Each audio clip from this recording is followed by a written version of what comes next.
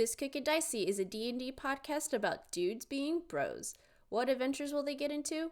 Only time will tell. Like the name suggests, this podcast could get dicey. Content warnings can be found in the episode description.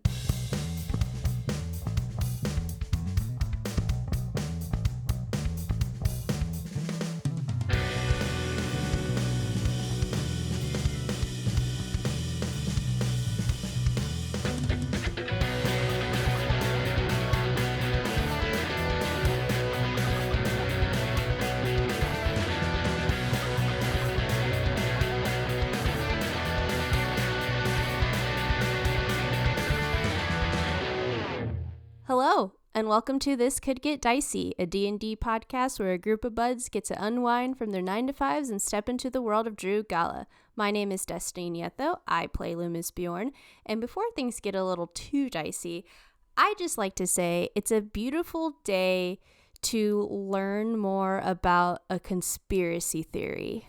Okay. All right, get your tinfoil hats out. Get your tinfoil hats out, everyone.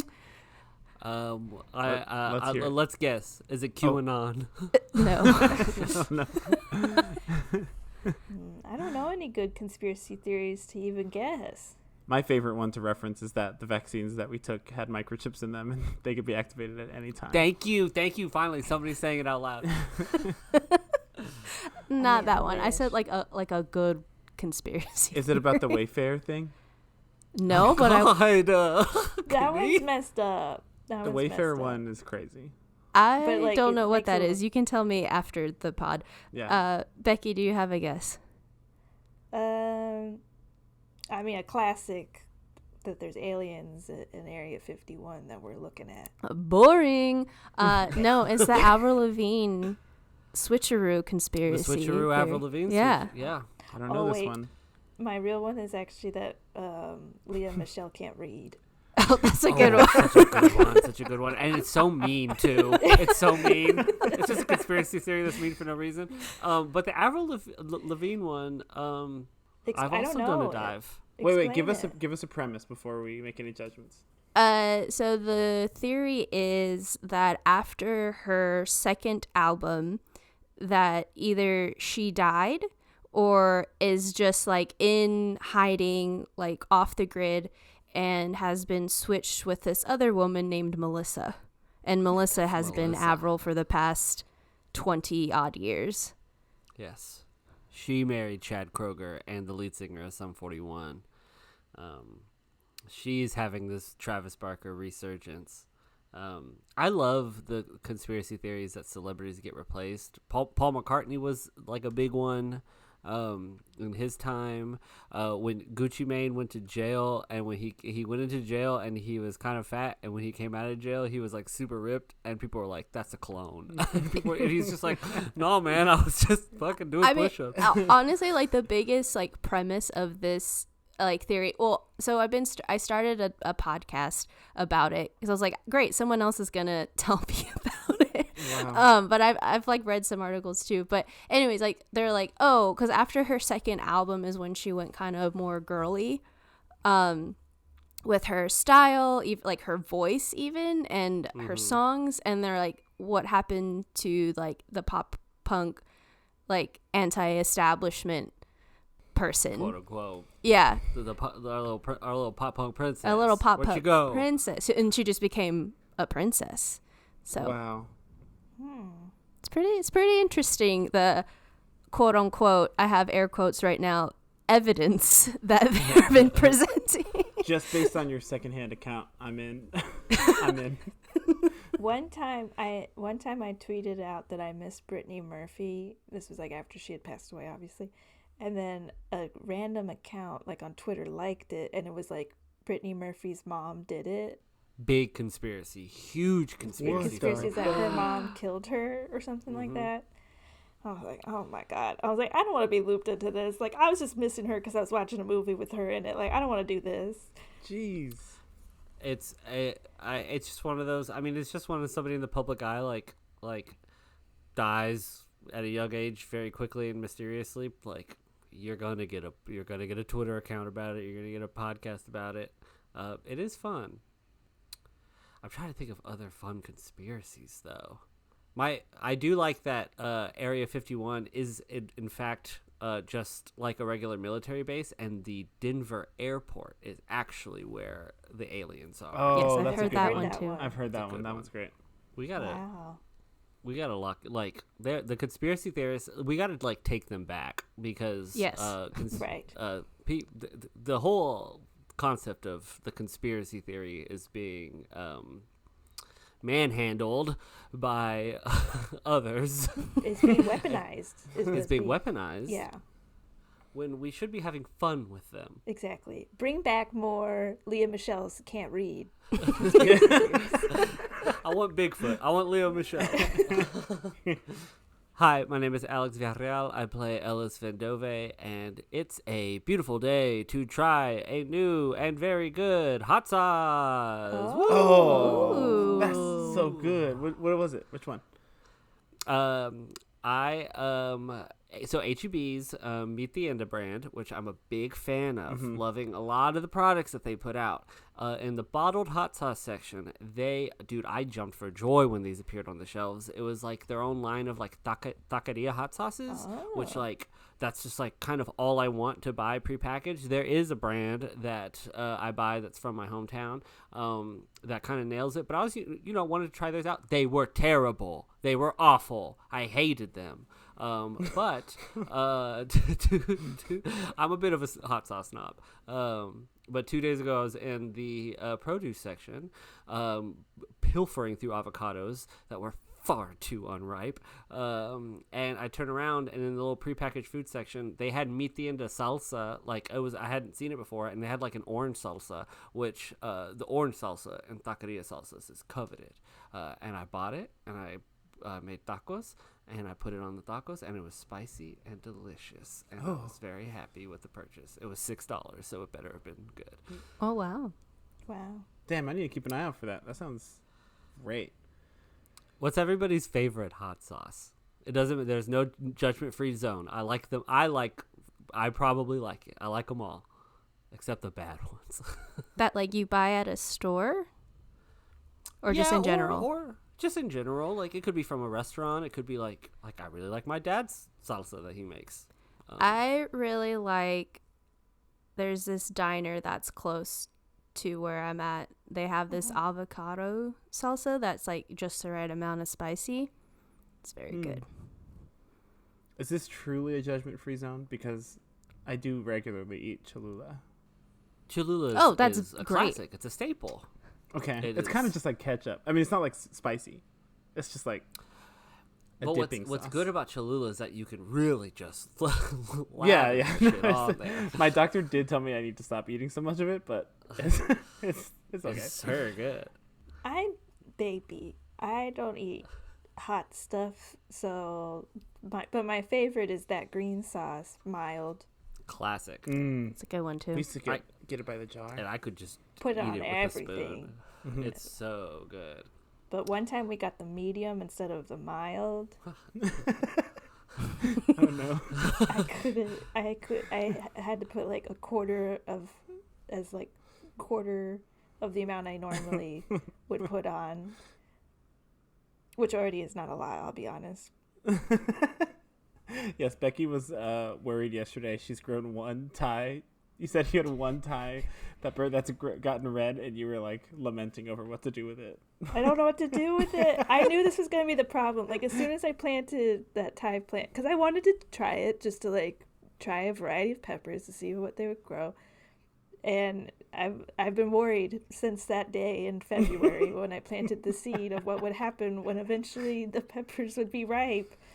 This is such an anxiety that you've brought upon yourself. So self-imposed. I didn't have to grow them, but I did. You'll find a way to use them. Hello, I'm Kenny Chilton, and I'm playing Emil Mazak, and it's a beautiful day to try a new adrenaline fix. Oh no. Oh. Since I've stopped playing competitive sports, there's a noticeable lack of adrenaline in my life. I get it through like watching more sports, but I really need to be doing something. So tomorrow, He's turning into such a dad. Oh wow. tomorrow, for the first time, I'm going mountain biking. Oh. Fuck yeah, dude. My TikTok is filled with mountain biker POV videos. I'm so pumped. I have a coworker who is really into it and does it like a lot. He has like extra everything for me to use, so I don't have to buy anything. He's just like, meet me 8 a.m.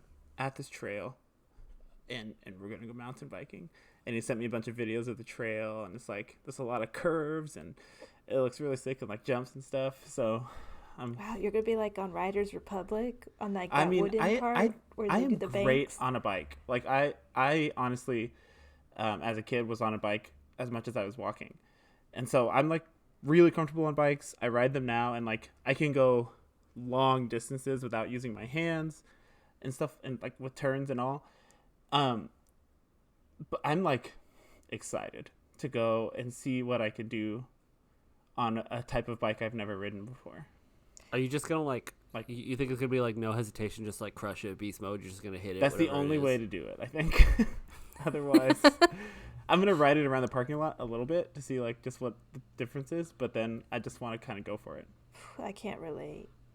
I watched a video last night before bed of like some British dude going down just like the rockiest, terriblest, like hardest trail you could do in Britain, and the whole time he's just like like because you can hear his microphone. When they do the trails that are like 4 inches small. Wide, and you're like, what do you mean that's the trail? Especially like tech trails that like are meant like they're like you have to like those jump and. Yeah, like and turns. like when you're literally like riding on a 2x4 that's like 20 feet off the ground as you're just like navigating through the trees, and it's just like, don't fall off, stupid. Tomorrow's cool. The hardest thing about tomorrow's trail that we're going on is that it has one jump turn, so you have to like hit the wall and turn off of it, like with your tires. And I feel okay about that. Like I used to do jump turns on my bike as a kid, but I haven't done it since I was, maybe like 14 or something. So I'm interested to see how well I can like get a bike off the ground. Or if I'm just going to like go fucking headlong into this wall and then get up and get back on the bike and keep going. I don't know what's going to happen. Becky, Destiny, and me get ready to make some sort of casserole for Kenny to put in his freezer. If he potentially slips on an ice cube and gets covered in boo-boos. I think I've really learned I am not I like driving cars. And that's it. I don't. That's it for the wheels? That's it for wheels, I think. I did bike when I had training wheels, and I never learned how to ride a bike, like, for real. And then I was like, no problem. I don't know how to ride a bike. Let's try skateboarding. Not worst idea of my life. It was definitely, like, a testament of, like, getting over some anxieties that I then let win, I guess, so to speak. But it was that one kid that did you in. Honestly, he didn't help. He came up to me and was like, this must be like your first day skateboarding, right? I was like, no. And he was like, oh, okay. And then he rode away on his bike, and I was like, all right. Damn, he got you. But anyways, I don't think. Well, I guess Becky, what you've learned is that it's you need motorized vehicles. We need to get you on a dirt bike. We need to get you on an ATV. ATV. 4-wheels sound good. ATVs actually. Okay, I've ridden a lot of 4-wheelers. They are harder to control. I've also ridden a lot of dirt bikes as a kid. Dirt bikes are way easier to control than ATVs. It's a balance thing. I don't think I balance very well. Mm.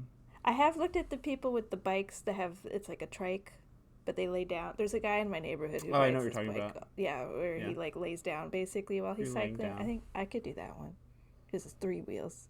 No balance necessary. No balance. Laying down is scary though. You could like fit under a car. He's not that low to the ground. Oh, I could run him over, no problem.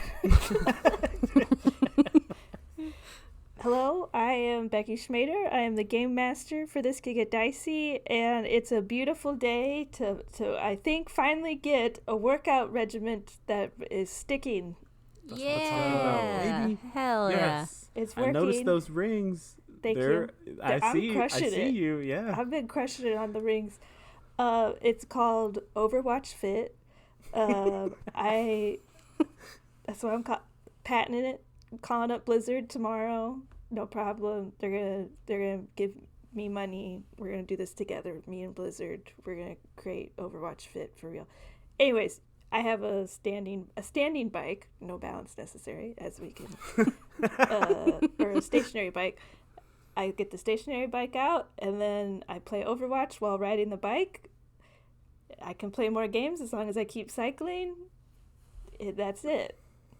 And then, like, Genius. during the queue times or during, like, that character selection phase of Overwatch, you turn the resistance up, and then Crank it. And then when it's time to play the game, you crank it down. So you just have to keep your feet moving while you play the game. Hell yeah. Sick. What has been like, does it measure your distance? Like how far you go in like miles? What's the farthest you've gone in a session? I keep forgetting to check it every time, but I think I'm around like 12 to 13 miles. Damn. So. That's Hell a yeah. distance. That's Yeah. so good. And I guess I'm keeping it around like probably like 16 to 18 miles per hour is my pace. So. Nice. I don't know relative like bike speed and distance. No, I don't. Sounds fucking good. Sounds good good to me. Yeah. You get to play video games while you do it. Becky Exactly. or Destiny, were you around back in college when we did Halo Fit? Yes. This is what No. inspired me. I've heard of Halo Fit. I've heard of the legend of it. I don't know what it is. It was so good. We had these dudes, these bros who were on our team, who had their apartment was kind of like the headquarters for our Quidditch team. But we would play games of Halo like on the same screen, like split screen, and like your KD ratio would affect how many push-ups and sit-ups and like jump squats you have to do in between rounds and stuff. And like to respawn, you had to do 10 push-ups before you could come back in, stuff like that. Damn. It was intense. It was really intense. I would have gotten fucking swole as fuck. I was thinking of doing Elden Ring Fit as well, because I can't cycle while doing that because that just is too much. The more focus you need in the game, I feel pretty good about just playing Overwatch. Is kind of a little bit more mindless at this point, but it would be like however many times I died on like a major boss would determine how many like push-ups I did or something like that. But then I died 35 times to a boss, and I was like, I don't know, is this like 35 reps of something? Or because like the first boss I died like 3 times. I was like, cool, we could do like, I haven't done this yet, but I'm keeping tallies, so maybe it'll come into play. But it's like, like 3 reps of like 10 push-ups, sit-ups, whatever. But then it was like 35 deaths. I'm like, is that just 35 push-ups, or is that like 35 reps, or like, do we spread that across a week? So that one's still a work in progress to figure out. I think Overwatch has a better system. Yeah. That's kind of Cycle, cool though that play games. different games can be different types of workouts. So like Overwatch is your cardio and Elden Ring is your strength training. Yeah, I'm thinking that might be we're onto something. Bad. I guess it's time to play. We've broken our record here. I think we've been talking for a while. A bit. Yeah, Huh? a little Oops, bit. So- we all had beautiful things We did. that consumed our lives this past week. What if we just really fucked with people one time and we just never stopped talking for an hour? We just kept and then we going just turned the whole into a hour. normal podcast. Oh, we should do that. That'd be really Episode We fun. should do that, and then it 69. could be like a we could be nice and turn that into like a DDD, but not tell people it's DDD, and then Sure. But now they know that that's on. Yeah. Now everyone, all listeners, have a little anxiety that maybe this is the episode that just keeps going. I don't know. Are we gonna hit 20 minutes? I mean, the graph of our length of these has gone up, up, up forever, and I'm not mad about it. I love talking to you guys. But if you are mad about it, let us know. So Yeah, we say can drive something. Oh, up. I'll shut up. I'll shut up. Right? I'll shut I'll up. stop talking.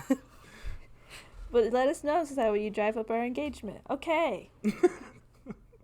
Are y'all ready to play Dungeons and Dragons? No. Almost a few more seconds. 5 Just seconds like- to 20 minutes. We got 5, 2. Well, okay, We I'm did ready it. now. I'm ready. Last we left off, you all had reconvened at Felicity Simia's house, where Ellis spoke with Monoxus, learning a little bit more about Nanoxis's fear of a Torum. You all spoke with Gustav at dinner and learned a little bit more about what's going on in town, perhaps. You all then sort of discussed everything you've learned in the last 2 days and tried to plan what you all would do next. The evening passes without any hitches, and it is now morning of your 3rd day in Ursa Anore. You can smell in the other room that they're cooking up some fresh breakfast for the household. And yeah, you all are in your room still currently, but that's it. Nice short intro. I'm supposed to let the music play for a while. Keep it going. Okay, so sticking with the plan we came up with, so far on the itinerary is me and Emil talk to Bear while you get some more info out of Natasha Loomis, but also Emil talking to Mama. Yeah, I think I was gonna have a visit with dear old ma'am. What? What did I just say? I think I was gonna have a visit. What did I just say? Confidence, dear old ma'am. That's. I think I was gonna have a visit with my dear old mom first, which is what I was supposed to say. Just to, I mean, it would be good to talk to her before things get bad, if they get bad, but also, it might give us a little more information to work with when we do go incognito, as Dade and Maria later. And you're wanting to do this like solo style, right? I don't know if I want to be alone anywhere with them, actually. It would be great to have you around, at least. And then if I need to go alone, then I can go alone. But it'd be good to have you there when I walk in, I think. Just so that I'm not, like, I don't know, murdered for my blood or something. I think it would be good if Loomis and I were at least in the vicinity, but I think if y'all talk, y'all should, like, maybe go somewhere private. I think we talked about kind of selfishly tugging on the heartstrings a little bit if you could, and I feel like you would maybe do that better alone, but... Okay. Let's do it. That sounds good. Cool. Should one of us give you our sending stone? That's not a bad idea. Yeah. You want to keep yours, Loomis, or you want me to keep mine? Loomis doesn't know Ellis can do sending? No, I can do messaging. Or I can messaging? send message, which I probably couldn't do. I can only do it to people I can see with like a small Well, range. I don't think Loomis knows either way because he hasn't experienced it. You've only been messaging me. I can give him mine. Okay, it's fine with me. Thank you, Loomis. Great idea. And Loomis takes his earpiece off and hands it to Emil. I do like to imagine that the sending stone is just like a pebble that we just shove in our ear canal. Oh, no. It's Lego mad style. uncomfortable. I put my Lego in my ear, and say, "Well, okay, yeah. I will head over to Maria and Dade's now and request a private conversation with Maria." Well, no. I meant that we'll go with you. Oh, okay. But like we're all sitting in the living room drinking tea and eating crumpets or whatever, and you two like we're all in the same vicinity, but you just go to a private area, like a den or a study or something. Yeah, we can play nice with Dade if he's there. Maybe get some stuff out of him. Great. Okay. As you all are just about to head out of your room, you hear a crackle on your sending stones. Come in! This is Helena coming in from outside of Ursa Anore. I'm out by the tree lines on the hillside, about 20 minutes walk away from Ursa Anore. Do you read me? We read you loud and clear, Helena. How you doing? Excellent. It is most excellent out here. The weather is fantastic. Siloria has blessed me with quite a few creatures. And we've been basket weaving out here on the hillside. It's been quite glorious. I'm glad you're having a good time. It's so good to hear your voice, Helena. I'm really glad I gave up my ascending stone. It is most excellent to hear your voices as well. Is there anything going on or any information that you wish to convey to me at this time? Right now we're still keeping it pretty low pro, trying to just gather some info, trying to, really just scope out the scene. I think this is, day 3 we've been here? That is correct. We just also haven't spoken in quite a few days, and my job right now is to be protecting you all, I suppose. Fair. We should have checked in with you a little bit more. We apologize. I think right now we're good. Things might be heating up, but we will be sure that if we need your assistance, we'll call in the cavalry. Helena, can I give you a name to think about? Okay. I'm gonna say the name, and then you tell me what you're thinking. Diana Littlespin. Helena? That name, it certainly is not unfamiliar. How do you know them? I don't know. No, it's like I've heard the name before, but I could not pinpoint what or who that person would be. Do you know who that person is? We know a little bit. We heard the name here in town, and just trying to run it by you to see if it meant anything. I apologize. I don't have a clear answer to give you on that, but it does certainly grace my mind as if for a second time at least. I cover up the stone. I've covered up the setting stone just to talk to these two and say, "That's the one that Helena killed. I'm pretty sure, the general." Oh yeah. Should we ask her if she knows what a Torum means? Yeah, I think we should. I'll say it to Helena. Well, just think about it, Helena. Maybe you can, when you enter prayer or something later, you can think about it then. I will speak to the squirrels while we basket weave today, yes. Another name for you to ponder. Have you ever, and this might be a long shot, we don't really know nothing about this. We've just heard a couple people say the name. Have you ever heard the name Atorum before? There's a even longer pause this time before she responds. I again can't quite pinpoint the name or the meaning of that name, but my heart is quite heavy hearing that. It's as if it shouldn't be spoken out loud, as if something that should have been forgotten. Yeah, that's fair. Sorry to kind of bring you a little doom and gloom. Yeah, I don't think Siloria is the best fan of whoever this Atorum guy is, so that might be why you're feeling the way you're feeling. Well,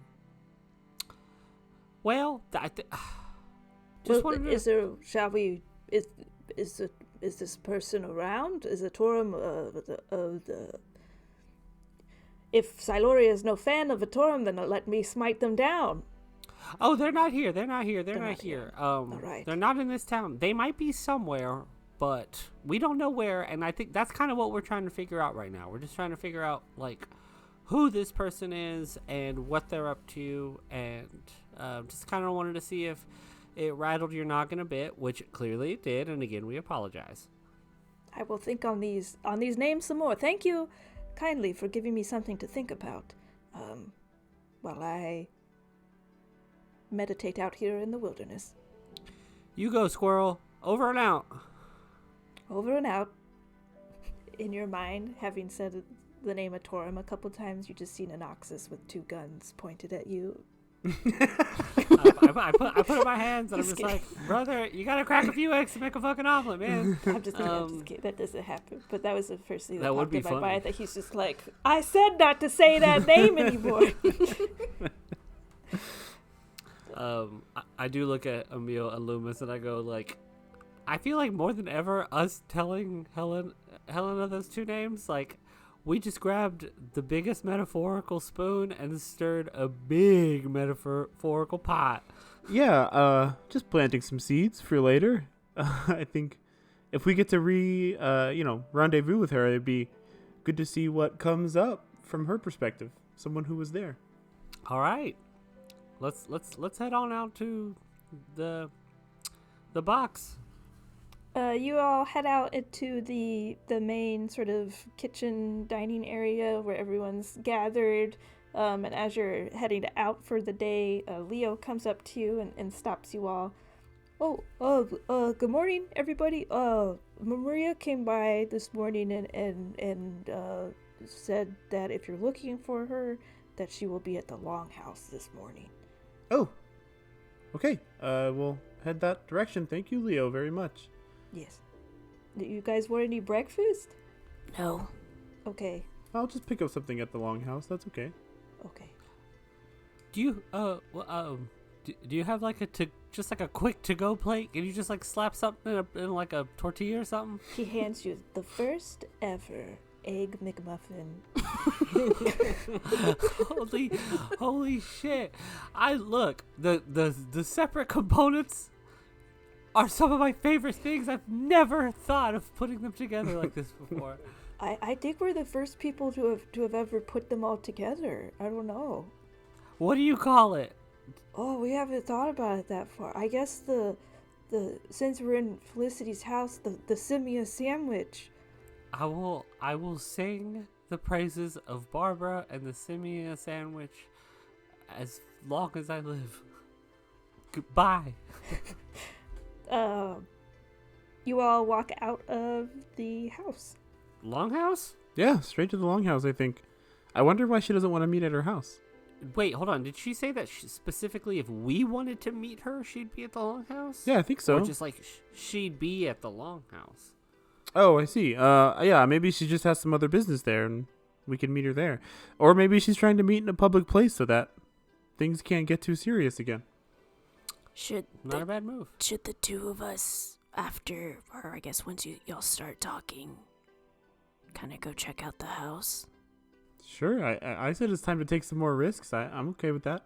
I guess I don't know if Dade will be there or not, but if he is there, you can just say you went looking for Maria.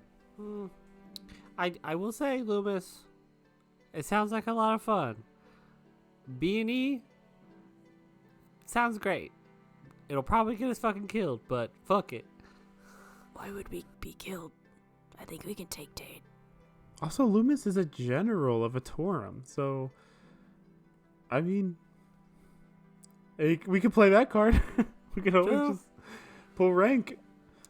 Let's see what this day holds for us. I'm excited. I want to thank you for listening to our pod again. You're back. Episode 57. It's fucking nuts. Thank you for being here. It means the world. I want to shout out really quickly our Patreon subs, the boys, Calvin, Alex, Norman, the GOAT, Cole, Carl. Thank y'all. Thank y'all for your support. And if you're not a supporter and you're thinking about it, go to patreon.com/TCGDpod and, help the pod out. We'll get bigger and better. Also, just a reminder, another simple way to help is to rate and review on any podcast app you happen to be listening to. You listening to it on Apple Podcasts? Write a review. I'll say whatever you write, and you can make it as funny as you want. I'll sound as stupid as you want me to. It doesn't matter. I'll do it. I'll do anything for the clout. You can also check out our website at tcgdpod.com. You can check out our Instagram and TikTok at tcgdpod. We post and stuff. We got content. But again, thank you all so much. It means the absolute world. Let's get back to the episode.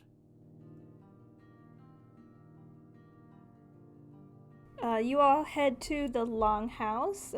It's already kind of pretty full for the morning. Some people making some breakfast for the community, and entering in, you find Maria is there as well, sort of mingling with the community. She's greeting people, speaking with them, giving out some salves and teas to those who seem to kind of be like, pointing out like, I have this burn mark on my arm and stuff. And she's like, oh, I have just the thing for that, and kind of like hands out some like herbal medicine to people who seem to be, just general first aid.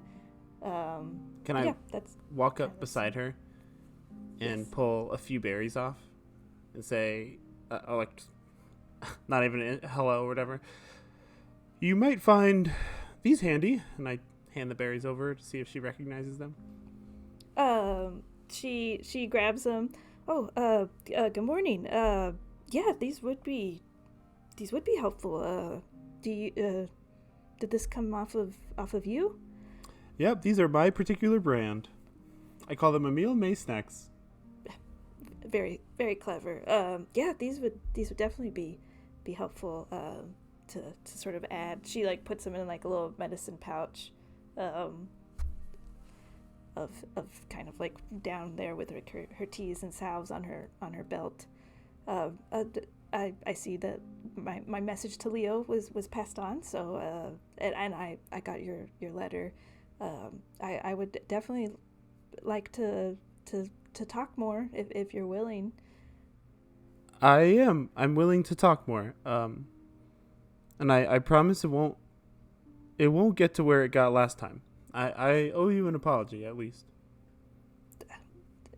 No apology necessary. We have lots of history or things to kind of dig through, so it completely understandable where you were coming from. So please, if we can kind of go into I don't know if you want to talk in front of your friends, we could grab a part of the table down there, or we can go into sort of a quieter room in the back if you'd like more privacy. Yeah, let's you and I grab a private place to talk. I think would be best. Loomis, Emil, do you mind? Oh, sorry, Loomis and Ellis, do you mind giving us a little bit to talk here?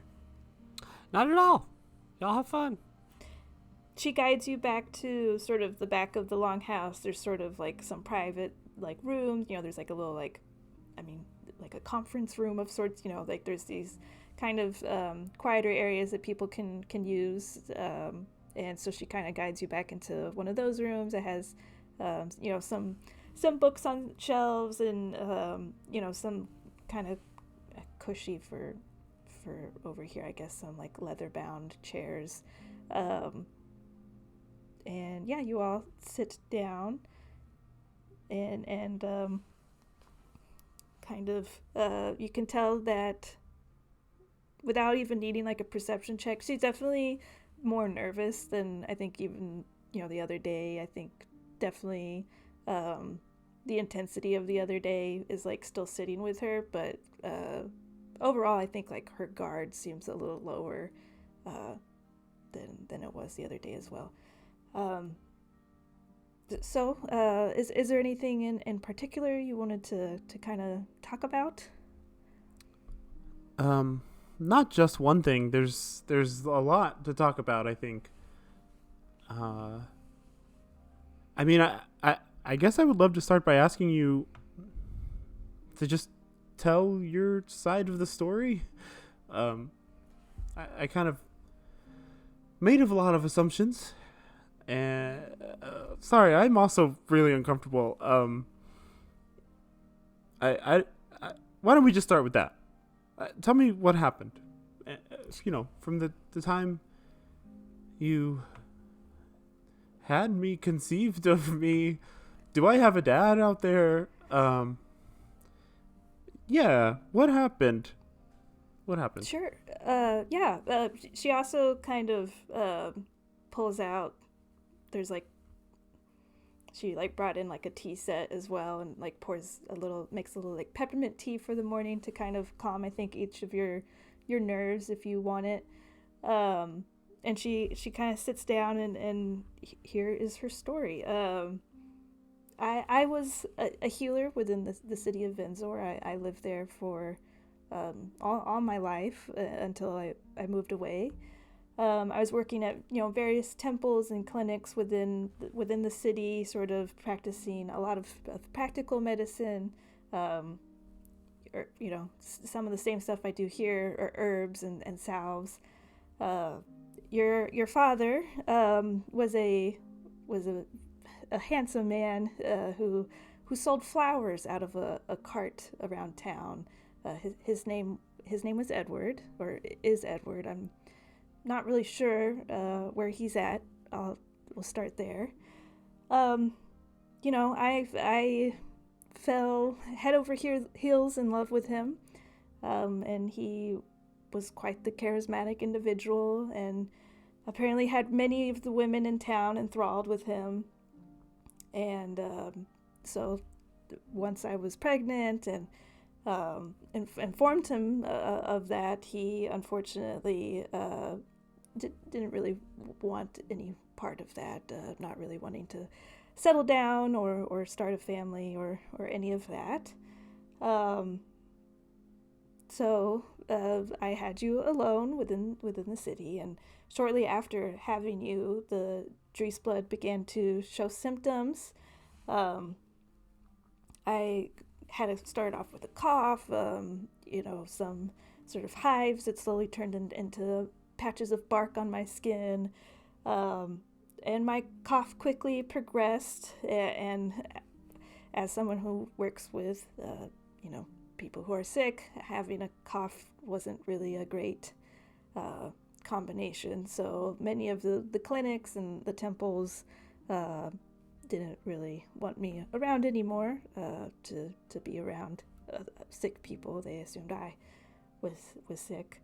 So I wanted answers for the Drysblood, but knew that bringing you across the continent wasn't really the best option or thing to do. It would have been perilous. I'm no fighter. At least I wasn't then. The wilds up north here have certainly hardened me a little bit more, but back then I was quite the soft city folk, if you will. So it was a perilous trek up here. I left you at the orphanage. It wasn't my first choice, but it at the time seemed like the right option to ensure your safety and longevity in life. I should have come back. I should have written letters, left you a memento at least of myself. That was a mistake not to leave you some note of my love towards you. You left me the name, Emil Mazak. I did, and Mazak was not Edward's name. That was my original maiden name. So yes, that's something that we share. What about your family? They've passed away long ago. Sort of. I'm not a estrangement or anything. Just sort of have always been a little bit by myself. Had older parents. They passed away of various illnesses and fevers, things like that. Sort of inspired me to really wholeheartedly go towards a healing trade. So, but yeah, didn't have a lot of community around myself. And what community I did have quickly ostracized me, I suppose, or removed me from it once I was showing symptoms. And I think that's why I cling to Ursa Anore so much, is a found family, a sense of community that I've never really had. There's a certain steadfastness that we have up here of no matter what, we at least take care of those with Drysblood, I am really sorry that you had a really just shit luck there towards the end of your stint in Venzor. It was a long time ago, and I appreciate that, but yeah, I guess it was a bad spell of luck, huh? I know it's a long shot, but is there anyone I would know? This Edward figure, flower cart pusher, is that anyone is still in town or that I would know at all? Roll a history check. History is a 16. You probably remember from, like your childhood running around on the streets, seeing flower cart pushers, and I mean those exist even now, but you probably remember like a certain charming man that like maybe that was him, but certainly you're now like pretty well versed with all sorts of like commerce in the city, and nobody now rings any bells. Yeah, the being isolated from your community, kind of being pushed out. That's a little bit of what I'm afraid of, actually. I've hidden it for so long, so that wouldn't happen. I own a very successful business in Venzor. I purchased a storefront with my wife, Kara. We worked really hard to make the store what it is, and then we started a family. And then the sickness came, and there was the coughing and the hives, and then the bark, and then the abilities. I found someone to train me when all the healers didn't have an answer for me. And so that's when I was able to start developing my abilities and start to make a choice and hide it. Is that common? This story of hiding yourself as best you can is not uncommon. I think many people come here having done that to stay in society, and it's unfortunate that I think many of us, I mean, I left Venzor 40 years ago. I don't know how accepting or not accepting society really would be of us anymore. But I do hear those stories of people fearsome of, what sort of, how society will accept them or not.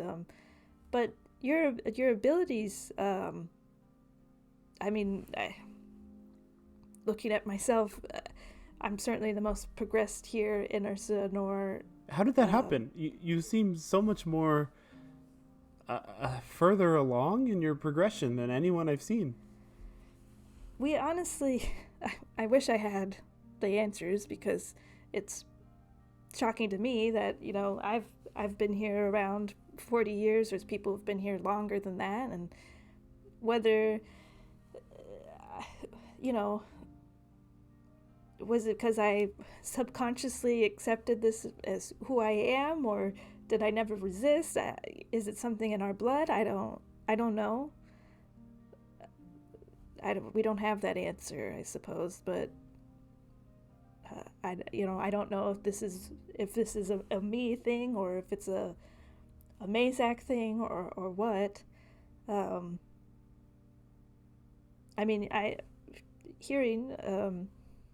Seeing the berries on you, not everyone can do that. What other sort of abilities do you have? So much. It must be a Mazak thing. There's a lot I can do. I can weaponize my hands, and I turn them into the twisted roots. These are, you can see they're sharp. They're dangerous. I can use them as weapons. I've trained with them. I can also, I realized, once I have shed blood with them, I can absorb that blood and use it to heal people, including myself. I can connect with the ground and use the natural energy in the ground to touch someone and rejuvenate them that way. I can regenerate myself with enough concentration. I can just kind of at will regenerate wounds that I have, or pieces of me that have been cut off, etc. That's something I can do. But also, Maria, the scariest thing is that thing that I had no experience with is I can cast some spells. I can do some magic. Like really connect with the ground, with nature around me, and control it in that way. And that's not something I trained for. It just, as I've been adventuring, it just started happening. I wish I had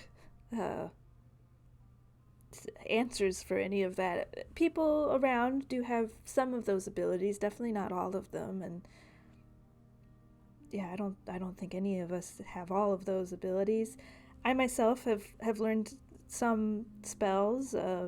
as I've become a cleric to service, and so I've been blessed with spells that way, but my mutation has never lended me, it has certainly lended me a connection with nature, and my holy magic, tends to lean that way, but it does not feel like it comes from the Drysblood. So that is interesting. So maybe my powers aren't coming from the Drysblood, but from something else. It's a possibility. I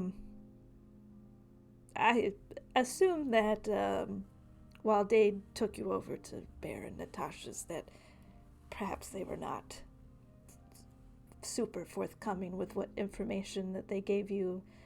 We generally give people a nice basic information when they come to town, not to overwhelm people right away. Sure. They were a little reserved, I would say. Yeah. Well, not certainly to some extent. Sure, certainly. Well, there is some. It is Drysblood. We believe it to be genetic of some extent, and runs through blood, but and a lot of this is all hypothesis and no concrete evidence of such, but we believe it is some sort of fey origin that well, this gets a little, let's just get into it, I suppose. I'm here to learn. Sure. I think at this point you've learned a little bit more about a Torum. I can only imagine Natasha did not hold her tongue on that one. So you know that the gods and those who follow, like the three goddesses of Siloria and Themiska and Lumixen, that they've done the gods' bidding and removed a Torum from many history books and letters and artifacts and scrolls, and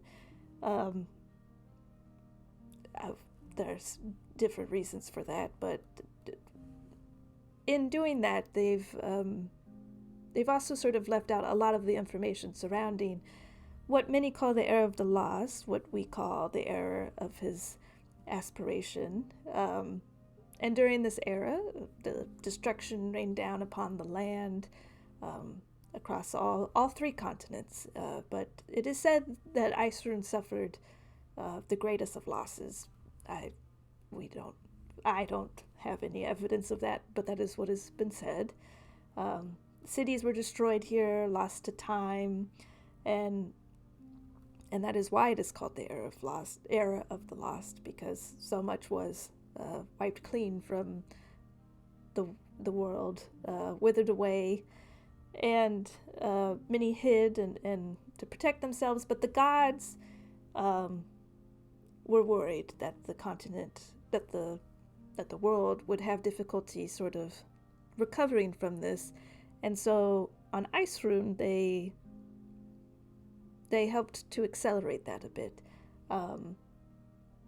You feel in the air here on Icerune that it's thick with magic and wonder, and there's creatures that aren't necessarily normal, I guess, that would be seen in this plane. And yeah, we came across some pixies once, and I was like, what are you doing here?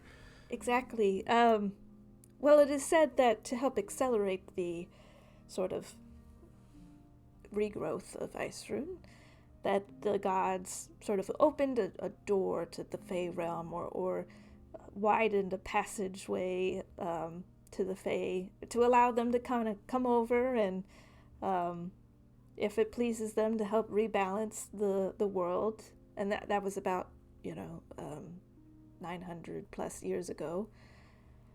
And so it is believed that the gate between our world and the Fey world lives within the Elder Woods, and whether it is open or not still, or if it could be wide open, it could be a crack open, any amount still is enough for any Fey. But we believe then that a lot of Drysblood then must come from those Fey origins of the Fey that came over, at least some of them. I won't, we're certainly not pixies, I suppose, but some fey creature eventually connected with humanoids of some sort, and that created then some genetic differences. So you're saying I'm not human? We are human.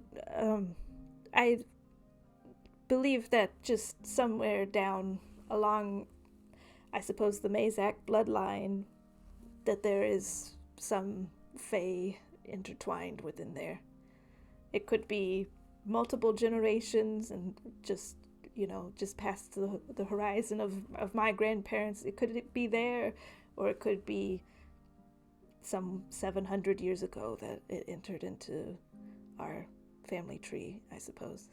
So, but no one's ever seen this gateway into the Fey realm in the Elderwood, because what I've heard is the people who go there usually don't really come back. It is said that the Elderwood is extremely dangerous, yes, that it's but it's filled with magic and wonder. That is where the indigo magnolia allegedly lives, in the heart of great magic. And but if a portal really is there, then one can only guess what fey monstrosities have leaked out into this world. So with with fey ancestry, with our blood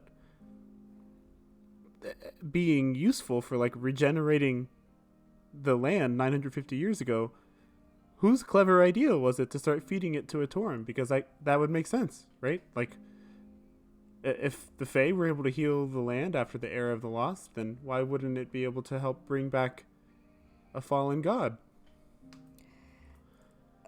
I don't know exactly whose grand idea that has been.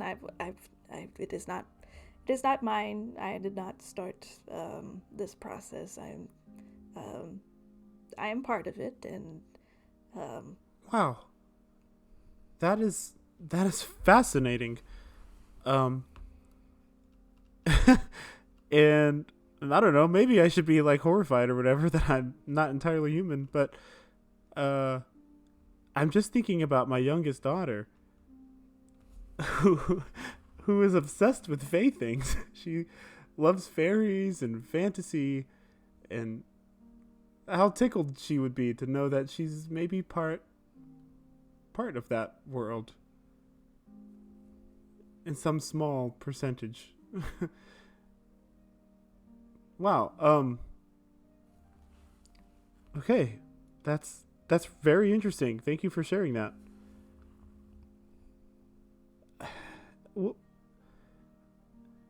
I guess when you got here, you were looking for community, and you kind of stumbled into the embrace of service, huh? Is that how that happened? I did.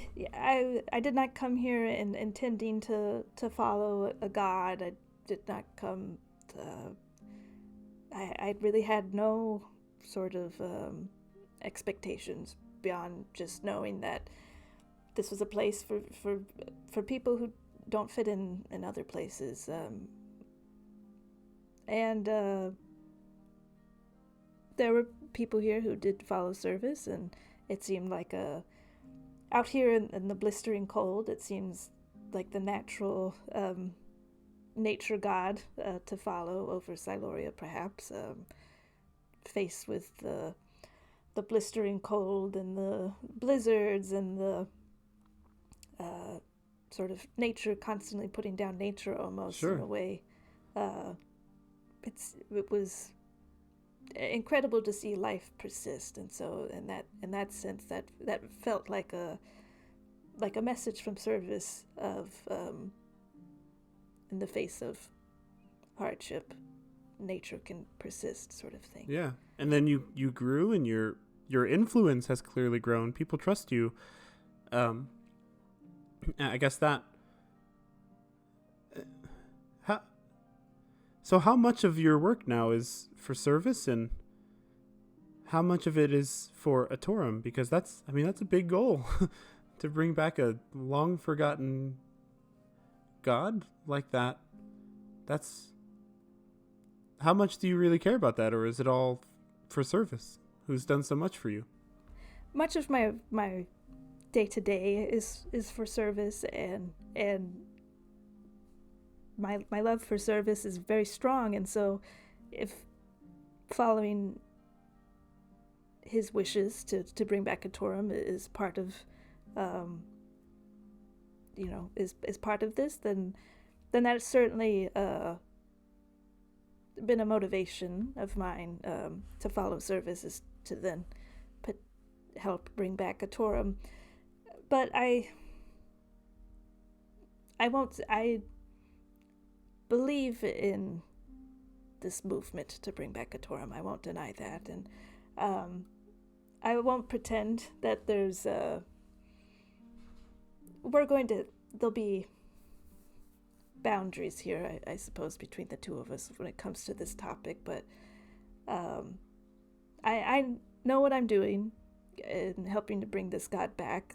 It is no secret, the god of withering and destruction. That doesn't sound promising, and knowing that this god destroyed much of Ice-Rune,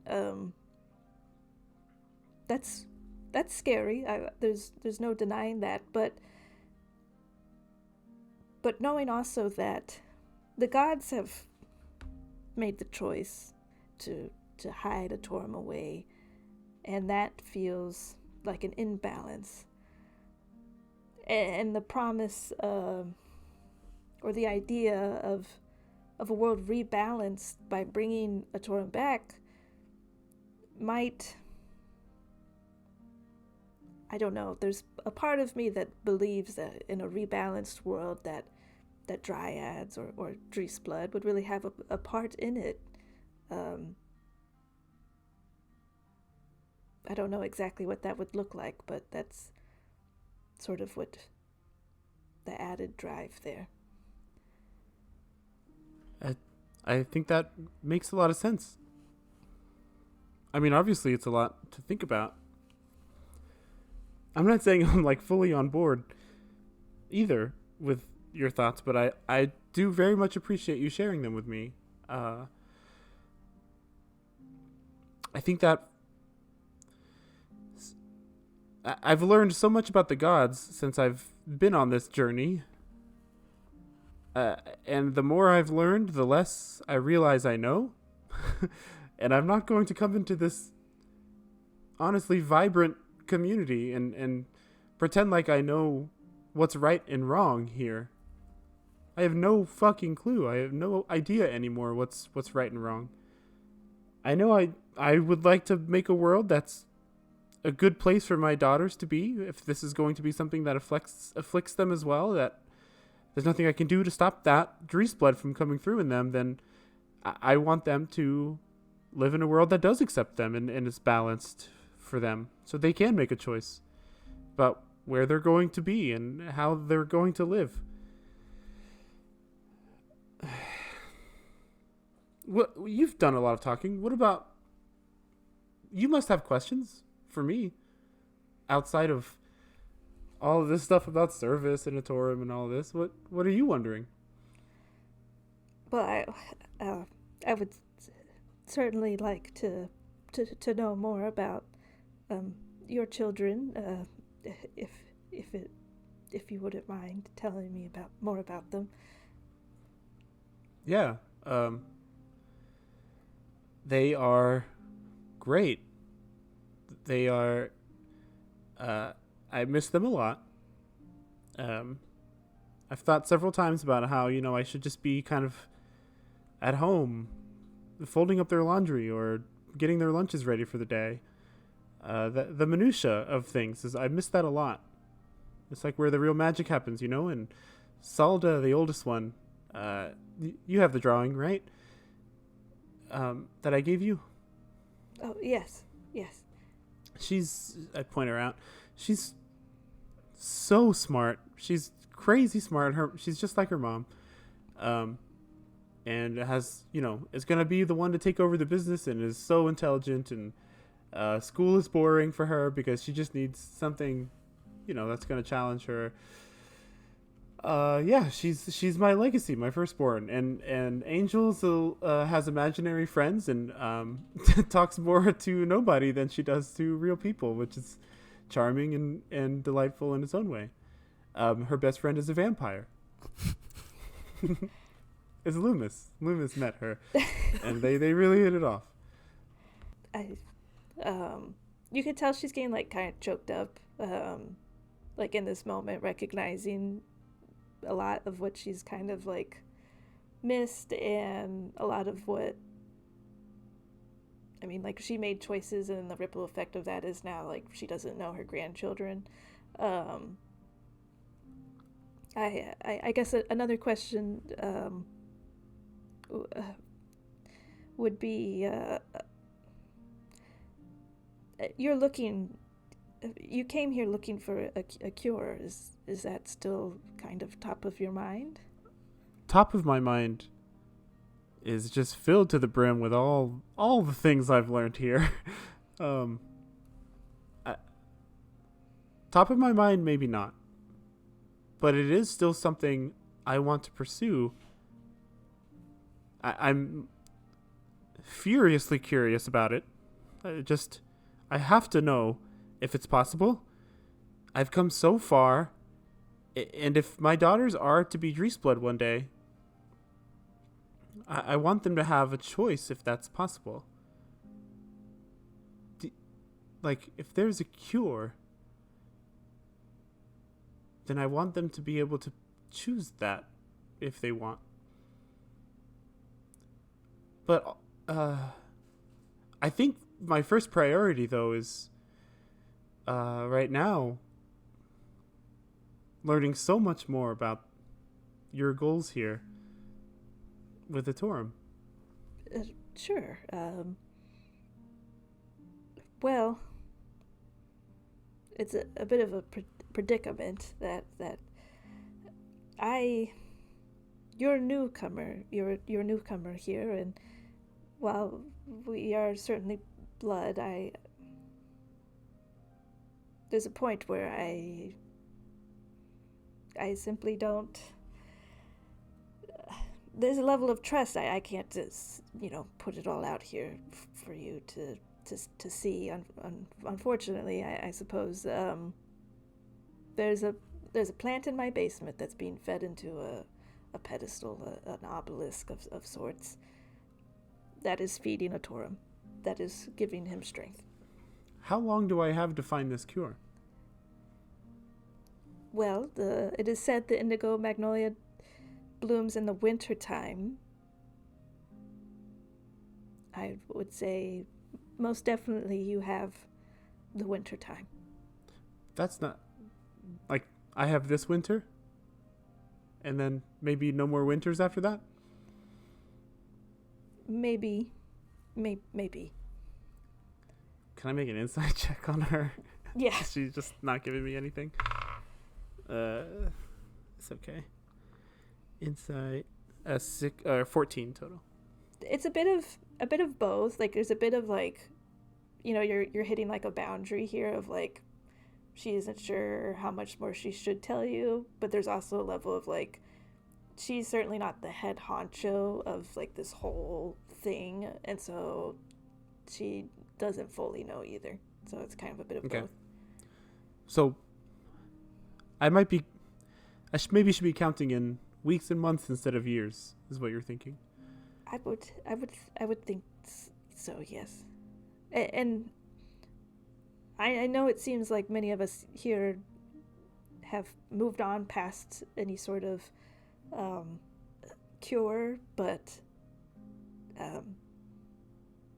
I if it is resources you need, we can fill you up with a wagon and as much as resources that we have to give you. I don't want you to give up on that, and I will do what I can to help you on that journey. Thank you. That I would appreciate that. We have a few more loose ends to tie up in town, but I guess my last question, and I don't want this to come across as uncomfortable or heated, because that's not where I'm trying to go. I really am more curious now at this point. if your mission is successful and you bring a Torum back and balance is not the end result, if instead we find ourselves in another era of the Lost, does the stability of this community being in jeopardy not occur to you? Does the safety of your grandchildren not occur? Is that not something you're concerned about? I think I won't say it doesn't cross my mind. I mean, it certainly is. The sentence we're trying to bring back the god of withering is certainly not a sentence without meaning, you know. That's scary, but I guess I carry a lot of hope that we'd be on the right side of it, so to speak. That you will? Or that all people will? That Drysblood will.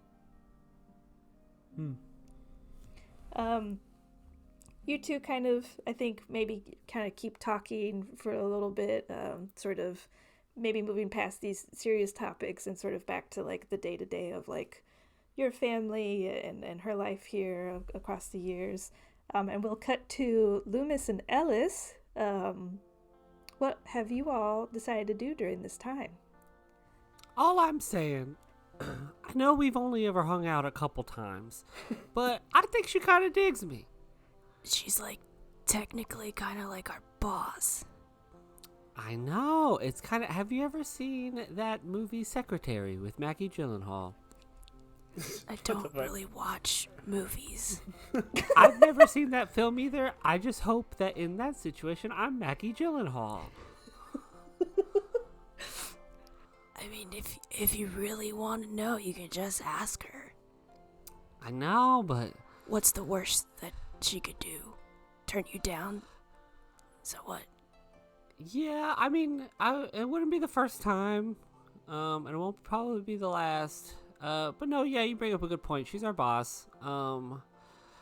Little conflict of interest, but that just makes it so much spicier if it works out. I mean, who knows? She might be into that, and that's how you can work your way up at the court. And I think that would, benefit all of us. Oh my gosh, I could be like a Nepo baby, but like she could be like my sugar mama. Yeah, I mean, there's nothing wrong with that. Not at all, Loomis. You give great advice. So they've been talking for a while. Do you want to go scope at the house, or? Yes and no. I mean, I don't really know what we'd learn from it, but also like there's nothing here to do. Yeah, but at the house, like we already know what's at the house. The house has the plant on a pedestal, unless we're gonna go blow it up or something. No, like... not yet. Or ever. I don't know. Oh, I don't know either. And I don't really like. It's not that I don't not like Dade. I just like. I kind of feel weird talking to Dade without Emil there. Not that like Dade clearly isn't Emil's dad or anything. It's just like, I don't know. It's like, hey, what's up? You still plotting and scheming? Yeah, I guess. I mean, the only thing I'd want to try to find out from him is just where's his ranking in this whole situation, But I feel like we could probably get that answer from Natasha. Yeah, I really think with how kind of loose-lipped Natasha was around you. Yeah. Like, you could just give her like one little sneak peek into Loomis and then just be like, now break down the hierarchy. And she'd be like, okay. I mean, that's what I'm thinking as well. Do you think they're fighting in there again? I feel like if they were, we would have heard something by now. Yeah, I've been trying really hard not to cast a sending stone message this whole time. It's really hard not to, but what do you mean, send a message? We have the sending stones. Oh, right. Yeah, that would probably ruin it. Yeah, I can only send telepathic messages when I can like see a person. Since when could you do that? Have I not done that to you yet? Oh no. No, please don't. If you can see me, just talk to me. It's almost as if I don't hear what you tell me, and I'm like wide-eyed staring at you like across the table, and you just hear like a blah, blah, blah, blah, blah, blah, in your head. I'm like, I can do that now. Please don't. I can also do this, and I like grow like a flower in my hand. Is that like a real flower? Yeah, here. And could you I do hand it to multiple you. ones? I could just keep doing it. I could do like a flower every 6 seconds. So I can like, in about a minute, I can make you a pretty nice bouquet. Do you think you could like do a field of them? That's not a bad move. It would take me a hot second, but if we ever had the time, then yeah, I could probably just like, if I really concentrated, I could probably, at least make a small patch for you to eat. That could come in handy. Kind of weird to bring this up, but the flower reminded me. What happened? Do you remember Raya? Or the person that follows them? I don't remember what their name was, if we knew their name. Wait, the scary shapeshifter that attacked us? Yeah, they're still out there. They could be here. They could be anywhere at this moment. That level of anxiety, is killing me, and I've been doing a good job swallowing it down, and I really wish we would have killed her on that fucking boat. Yeah, me too. Can I look around the room and do like a perception an investigation check just to see, I don't know, get any weird stalker vibes? Sure, I think they had amber eyes, if I'm remembering. They did have amber eyes. Go ahead and roll investigation since you're like snooping out something specific. 13. You suddenly like feel really paranoid and that like everyone's an enemy all of a sudden, but no one in particular. Everyone's already an enemy all Right. the time. But no one in particular is standing out. I think we're fine here, but it is weird that they like showed up at the party and then were kind of part of all of this. Yeah, that's like a bigger, like, that's like my kind of thing with this town. Like, I feel like besides you talking to Natasha, I kind of feel like we've gotten everything we need to out of this town. It's time to go reconvene with our people and learn, like, figure out kind of what our next steps are. Like, Nanoxus wants me to fucking blow this town to smithereens, and I kind of told him, like, dog, no. Like, we could probably do that. We'd die in the process, and I don't want to die right now. I'd rather, like, play the little bit of the long game and figure out, I don't know, I guess be more cautious about stopping this dude from showing up. Yeah, I mean, to be fair, I don't think he won the last time. Who? Atorum or Nanoxus? Stop saying his name. Oh, not you two. Y'all are such babies. It's like, I'm sorry, like, we have a whole fucking basement of people giving their blood to this fool. They don't know they are. Fucking Maria and Dade and Natasha do. Wait, hold on. So, but who won? That feller? Sure, that fella. I don't think he won. Yeah, they locked him away and destroyed all the evidence. Yeah, then, like, wouldn't they just do that again? I mean, clearly it was a pretty big old deal. Shit, you got your head bonked around in that process, probably? I guess, but, I mean, I'm here. He's not. Facts, King. Okay. All right.